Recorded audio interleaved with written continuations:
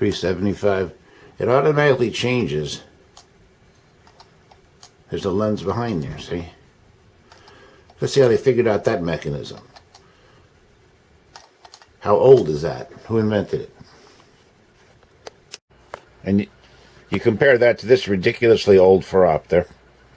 This Phoropter was made around 1910 or 15 by Nathan Shigon.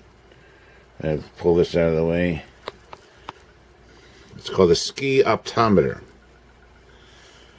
Patent date 1910.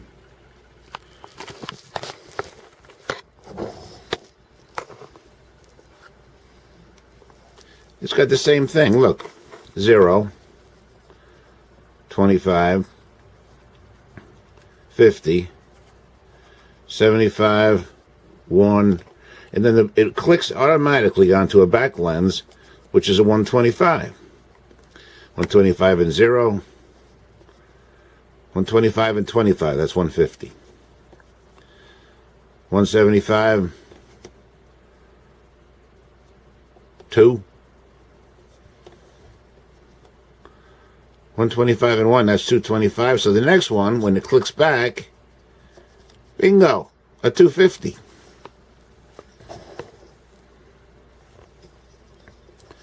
And it goes up to, the next one's going to be 375. And the next one's going to be 5.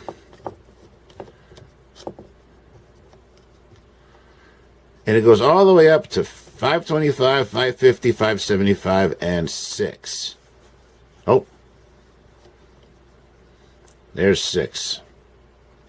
Next click. These are all plus, by the way. It goes from Plano to +6. On the back, I'm trying to do this with one hand. I'm holding on to the stupid camera. On the back, you got a +6 lens, a -12 lens, a -6 lens, blank. I'm going to put it in blank here. Sorry about this. But if I move it one click more, we use the word occluded in the business. It's occluded. This is a Stevens phoropter for measuring. It's for measuring vertical and horizontal forias.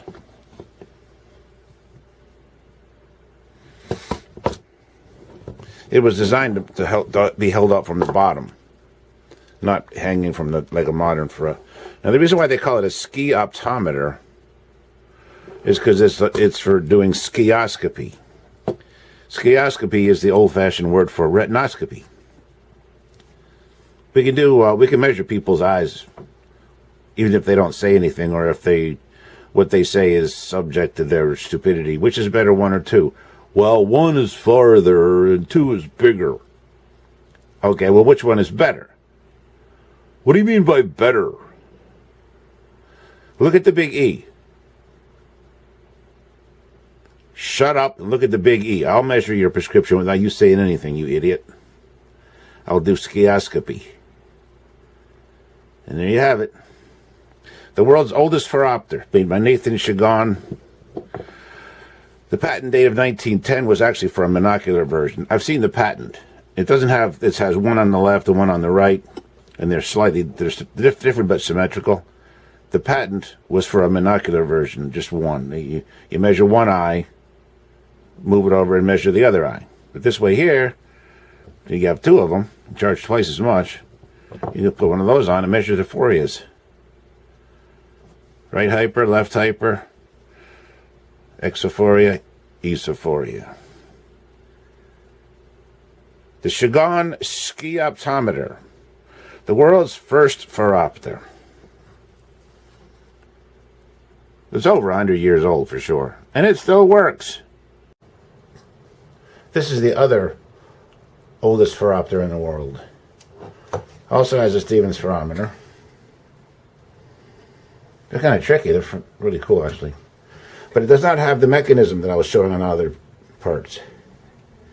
It's got 3 independent things. The one in the back is for plus. The next one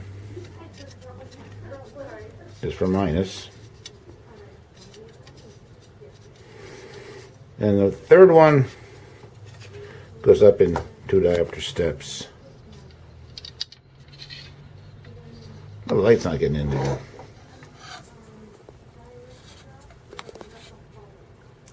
Plus 6, minus 8, minus 6, minus 4, minus 2, Plano, then some plus. You got to add up all these things in your head, and there's no mechanism that automatically advances it to the next high-powered lens. That was the Shigon patent. This is from 1915 as well. The patent date is 1909, but the patent date, I've seen the patent, it looks nothing like this. In the back you got more lenses, just like the other one. This one is made by DeZeng, Henry DeZeng. This is the one that was bought by American Optical and became the American Optical Phoropter in the 1920s. The other one, the Shigon, became the Wolf Ski-Optometer, and then the Genothermic Refractor, and then they went out of business. Or they were bought by Sharon Optical, but they never did anything with it. So in 1915, Phoropter, they called this, not a Phoropter, they called this a Phoro-Optometer. But this is the company that invented the word Phoropter when they made a much more improved one in the 1920s, which is this one here.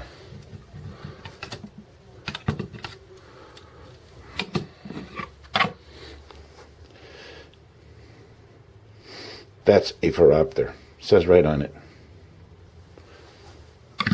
All right.